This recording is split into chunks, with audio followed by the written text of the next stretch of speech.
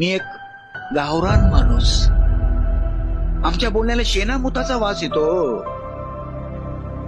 आणि हे आजचे हाय फाय स्टुडंट शिक्षण घेण्यासाठी म्हणून कॉलेजमध्ये येतात. शिक्षणाच्या नावाखाली काय शिकतात कोणास ठाऊक.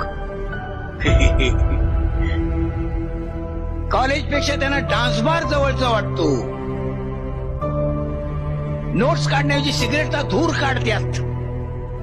कॉलेजसाठी 1000 रुपये मागायचे आणि त्याचा एन्जॉय करायचा, उडवायचे ती.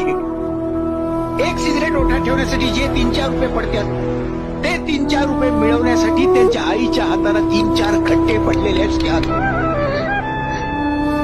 10,000 रुपये भरण्यासाठी त्यांचा बाप आपलं शेत गहाण ठेवतो आणि कर्जाच्या दलदलीत फसतो.